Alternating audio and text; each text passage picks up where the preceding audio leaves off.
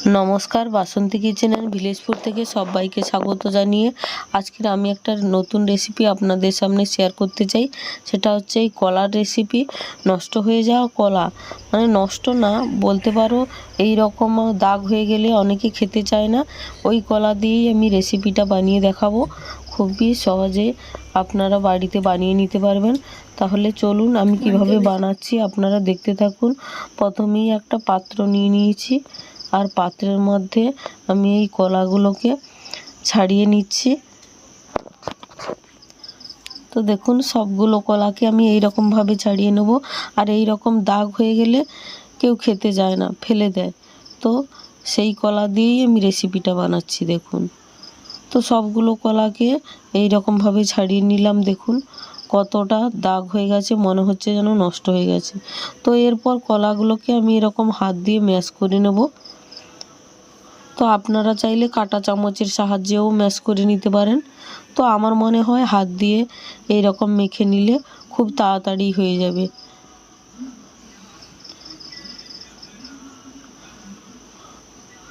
অনেকটাই নরম করে নিতে হবে এই রকম হাত দিয়ে মেখে। তো দেখুন কত সুন্দর মাখা হয়ে গেছে। এবার এখানে আমি 1 চামচ টেবিল চামচের মতো চিনি দিয়ে দিলাম, আর সামান্য একটু নুন দিয়ে দিচ্ছি। চিনির সঙ্গে একটু নুনটা দিয়ে দিলে তাহলে মিষ্টির স্বাদটা আর একটু ভালো আসে, আমারই তাই মনে হয়। তো দিয়ে আমি হাত দিয়ে ভালোভাবে আবারও মেখে নিচ্ছি নুন আর চিনিটাকে একটু গলিয়ে নিতে হবে। যতক্ষণ না গলবে ততক্ষণ এরকম হাত দিয়ে আমি নাড়তে থাকবো। তো আমি এখানে একটা জিনিস নিয়ে নিচ্ছি, সেটা হচ্ছে আটা। তো এরপর আমি আটাটাকে অল্প অল্প দেব, আর কলার সঙ্গে এরকম মেশাতে থাকবো। আপনারা চাইলে এখানে ময়দাটাও ব্যবহার করতে পারেন, তো যে যেটা নিয়ে ব্যবহার করতে পারেন। তো আমি আটাটাকে এরকম অল্প অল্প দিয়ে মেখে নিচ্ছি। দেখুন একটা শক্ত ডো বানিয়ে নেবো, যেরকম রুটি হয় ঠিক সেই রকম একটা ডো বানিয়ে নিতে হবে। এটা খেতে এত দুর্দান্ত লাগে, আপনারা যতক্ষণ না বানিয়ে খাবেন ততক্ষণ বুঝতে পারবেন না। অবশ্যই বানিয়ে খাবেন, দেখবেন কতটা খেতে ভালো লাগে। তো এখনও পাতলা আছে, তো আমি এই রকমভাবে আরও কিছুটা আটা নিয়ে শক্ত একটা ডো বানিয়ে নেব। ঠিক আছে, শক্ত ডো বানানোর পরে আমি আবারও ফিরে আসছি আপনাদের সামনে। তো দেখুন, সাধারণত আমরা যেরকম রুটি বানাই সেরকম একটা ডো বানিয়ে নিয়েছি। তো দেখুন, এরপর ডোটাকে আমি ঠিক এই রকম সমান করে নিচ্ছি।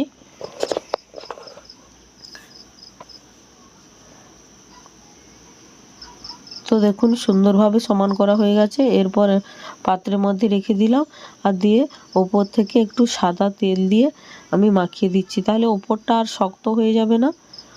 তো এটা দেওয়ার পর, তেলটা দেওয়ার পর আমি রেস্টে রেখে দেবো কিছু সময়ের জন্য ঢাকনা দিয়ে।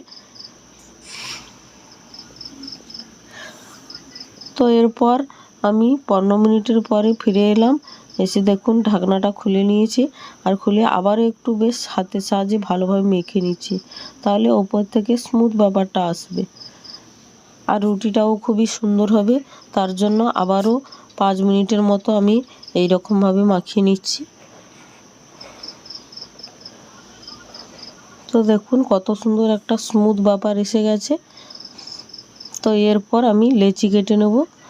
তো আপনারা চাইলে নানপুরির মতো লেচিও কেটে নিতে পারেন, বা রুটির মতো যে লেচিটা হয় সেটাও কেটে নিতে পারেন।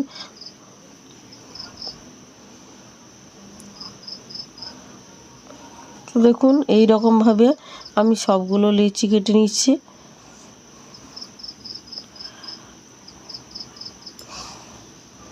তো দেখুন সবগুলো লেচি কাটা হয়ে গেছে।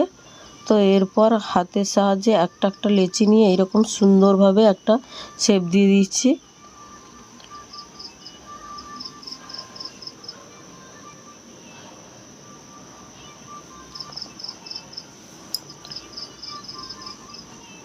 তো এই লেচিগুলোকে আমি এক সাইডে রেখে দেবো, আর নিয়ে নিচ্ছি চাকতি বেলুন।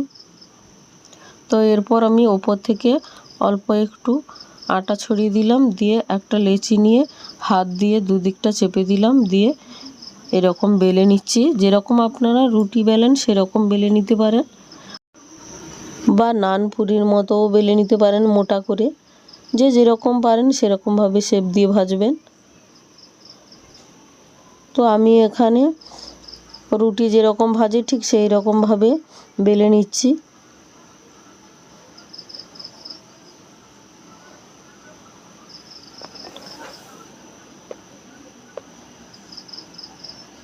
তো দেখুন সুন্দর পাতলা করে আমি বেলে নিয়েছি। তো এরপর আমি গ্যাসের ধারে চলে এলাম। তো গ্যাসে একটা তাওয়া বসিয়ে দিচ্ছি দেখুন। তারপর গ্যাসটাকে অন করে দিয়েছি। এরপর তাওয়াটা গরম হয়ে যেতে আমি দিয়ে দিচ্ছি সেই বেলে রাখা রুটিটাকে। এরপর আমি হালকা আঁচ করে দিলাম। প্রথমে আঁচটাকে বাড়িয়ে রেখেছিলাম, তারপর আঁচটাকে মিডিয়াম টু লোতে করে রেখে দিলাম। এরপর হালকা হালকা করে ভাজতে হবে। দেখুন ওপর থেকে আলতো আলতোভাবে ফুলে যাচ্ছে।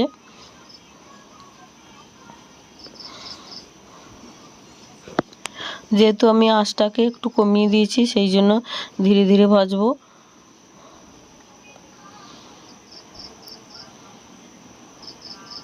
তো এক পিঠটা উল্টে দিলাম, আবার একদিক থেকে উল্টে দিলাম। তো এরপর ফুলে যাওয়া অবধি অপেক্ষা করতে হবে। এরকম খুন্তিটাকে ওপর থেকে আস্তে আস্তে চেপে দিতে হবে, তাহলে আস্তে আস্তে ফুলে যাবে। তো এরপর দেখুন রুটিটা কীভাবে ফুলে গেছে। তো এইরকমভাবে আমি সবগুলো রুটি ভেজে নিয়েছি দেখুন। তো এইরকমভাবে আপনারা রুটি ভেজে খাবেন নষ্ট হয়ে যাওয়া কলা দিয়ে। তো আমি মাঝখান থেকে কেটে আপনাদেরকে দেখাচ্ছি কতটা ফুলে দুফাল হয়ে গেছে দেখুন। ঠিক এই রকমভাবে হয়ে গেছে।